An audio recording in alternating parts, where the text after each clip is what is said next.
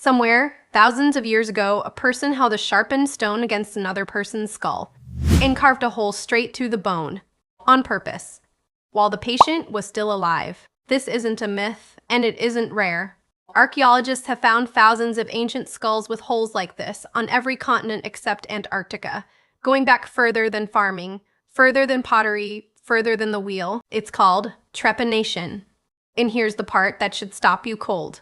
This might be the oldest surgery in human history. Older than written language. Older than cities. Older than almost anything we credit ancient people with inventing. No metal tools. No antibiotics. No anesthesia beyond whatever pain relief a plant or a blow to unconsciousness could offer. And the truly strange part isn't that they attempted it. It's how many people actually lived. The proof isn't a guess. It's written directly into the bone itself. A skull in France older than Stonehenge. Hundreds of skulls in Peru studied for decades by one researcher. In a detail in the bone that tells us, without any doubt, who survived and who didn't. Start with why anyone would do this at all. Picture the most common injury in a world without helmets, without hospitals, without rules of engagement. A blow to the head, a fall onto rock, a skull fracture that didn't kill immediately, but was clearly visibly wrong. Modern doctors still recognize this exact problem. When the brain swells or bleeds inside a fixed closed skull, pressure builds with nowhere to go. Today, surgeons sometimes remove a piece of skull for that exact reason. It's called a craniectomy. Somehow, with no understanding of blood, pressure, or the brain itself, ancient healers seem to have arrived at a version of the same idea. Relieve the pressure. Let the injury drain. Give the body room to survive its own swelling. That's not the only theory. Some trepaned skulls show no sign of injury at all, which has led researchers to believe some procedures targeted seizures, blinding headaches, or conditions ancient communities understood in spiritual terms. For a condition like epilepsy, imagine trying to explain a seizure with no concept of neurons or electrical activity in the brain.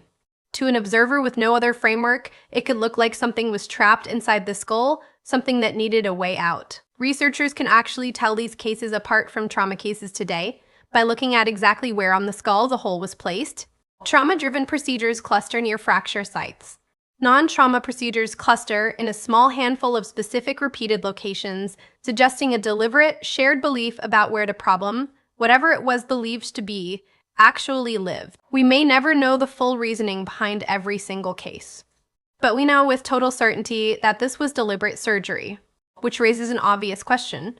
How did anyone survive being fully conscious for it? The honest answer is probably not painlessly, not by modern standards. But ancient healers weren't working with nothing. Evidence from later Andean burials shows coca leaves, alcohol, and other plant compounds used specifically around medical procedures. Coca leaf, chewed slowly, has a genuine numbing effect on the mouth and skin. The same active compound later refined into modern topical anesthetics. It wouldn't have eliminated the pain of surgery, but it could dull it, and just as importantly, calm the patient enough to hold still. Some researchers also believe controlled alcohol, fermented plant drinks, or even a deliberate blow to induce brief unconsciousness may have been used before the more painful stages began. None of it was gentle. All of it was a real, working attempt to manage what was coming, and here's a detail worth sitting with. This wasn't guesswork, improvised in the moment. It was a small, deliberate toolkit assembled and refined the exact same way the surgical techniques themselves were, tested, remembered, and passed forward. The skull found at Ensisheim dates back roughly 7,000 years to the Neolithic period.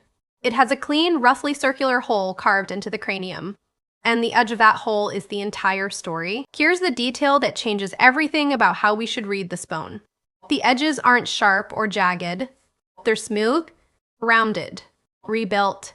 That's bone that kept growing, kept healing, for a long time after the surgery happened. Dead bone doesn't heal. It doesn't smooth itself out or grow new material. A sharp, fresh, unhealed edge means the person died during the procedure, or shortly after. A smooth, rounded edge means one thing only: they lived. The Ensisheim skull shows healed bone, which means roughly 7,000 years ago, someone survived having a hole deliberately carved into their head with tools made of stone, and Ensisheim isn't an isolated case. It's one of hundreds of trepaned skulls found across Neolithic Europe alone, from France to the Ukraine, spanning thousands of years of the same basic idea, practiced again and again. But if you want to see the real scale of this practice, And the best evidence for how it actually worked, you have to cross an ocean and jump forward a few thousand years to ancient Peru. The Paracas culture and later the Inca performed trepanation so often that archaeologists have recovered thousands of examples. This wasn't a rare, desperate, last resort act. In parts of ancient Peru, it looks almost like a known, practiced medical specialty. The researcher who spent decades studying this evidence is John Verano, a bioarchaeologist at Tulane University.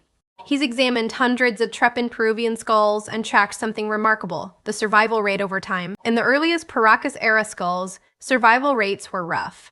Something close to 40% of patients showed no healing at all.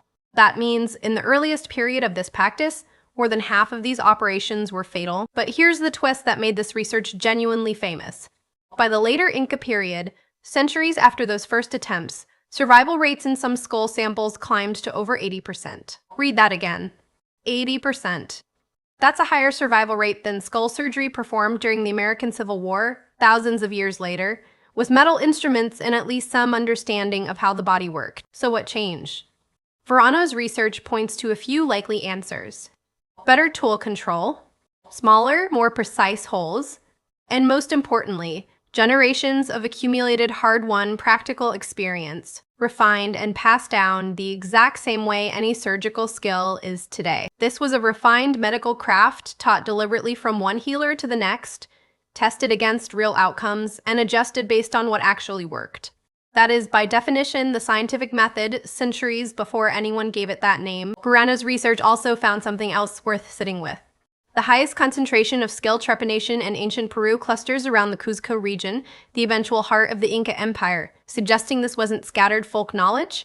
It was a specialized skill, refined in specific places by specific practitioners. So how did they actually do it? Researchers have identified several distinct techniques used in different regions and different periods, each one a slightly different solution to the exact same brutal problem. The material mattered as much as the technique. In the Andes, healers often use obsidian, volcanic glass, knapped down to an edge sharper than most surgical steel used today. Under a microscope, an obsidian edge can be only a few molecules wide. That extreme sharpness meant a cleaner cut, less crushing and tearing of surrounding tissue, and very likely a real reduction in the risk of the exact complication that killed most patients who didn't survive: catastrophic bleeding or the skull fracturing further under a duller blade. Some Andean cultures used a distinct ceremonial-style blade for this kind of work, a curved knife known today as a tumi.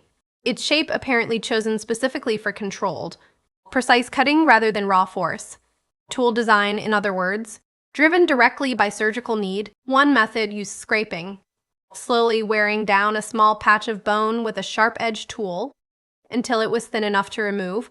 Slower but more controlled, with less risk of plunging too deep. Another method used cutting, a series of intersecting straight incisions carved into a square or rectangular pattern, isolating a small block of bone that could then be lifted away in one piece. A third method used boring and cutting together, a ring of small holes drilled close together in a circle, then connected and freed with a blade.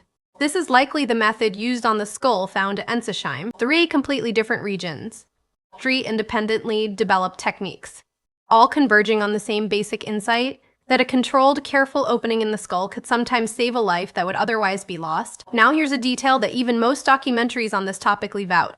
Some skulls don't just show one healed trepanation, they show 2, sometimes 3, in different locations on the same skull, each one healed. Think about what that actually means. A person survived this procedure once, recovered, lived long enough for the bone to fully remodel, and then, for whatever reason, went through it again and survived that too. That's not luck. Luck doesn't repeat itself. That's trust. Trust in a specific method, a specific healer, or a specific community's accumulated skill, strong enough that someone would willingly go through it more than once. Here's a detail that surprises almost everyone who hears it. This practice didn't stay locked in the ancient past. In parts of North Africa, among traditional healers in the Berber highlands, trepanation was documented as a living practice well into the 20th century. Early 20th century medical observers documented traditional healers there, performing trepanation for head injuries and severe headaches, using techniques passed down through direct apprenticeship, the same oral, hands-on transmission of skill you'd find at a Peruvian burial site 2,000 years earlier, which means the line connecting Inca, ancient Peru, and a healer's hut in the 20th century isn't really a line about the ancient past at all. It's a nearly unbroken thread of accumulated human skill, running for at least 7,000 years, and possibly still alive in living memory today. It's worth being honest about the cost, because most retellings skip it. Not everyone survived. Some of these skulls in every region studied show sharp, unhealed edges. Those are the failures. And they mattered just as much to what came next. Every failed attempt almost certainly taught the next healer something. Which angle to avoid. How much bone was too much to remove at once. How to work faster, or slower, or more carefully. Verano's improving survival numbers are the fingerprint of exactly that process. Kier's work connects directly to today.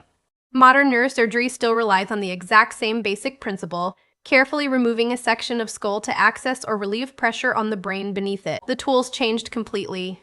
Stone became steel, then steel became precision instruments guided by imaging technology nobody in the ancient world could have imagined.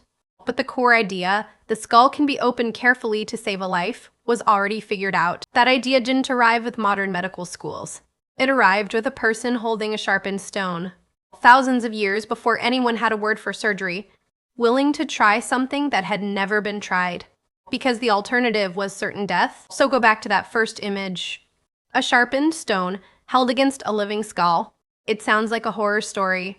But for a startling number of people across thousands of years and 3 separate continents, it was the thing that saved their life. They didn't have a word for anesthesia or infection or bone remodeling. They had experience. Passed carefully from one healer to the next, tested against real outcomes, refined generation after generation, until something genuinely, measurably worked. The next time you hear the word surgery, remember it didn't start in a sterile hospital room. It started with a stone tool, an impossible decision, and someone brave enough or desperate enough to find out if it would work.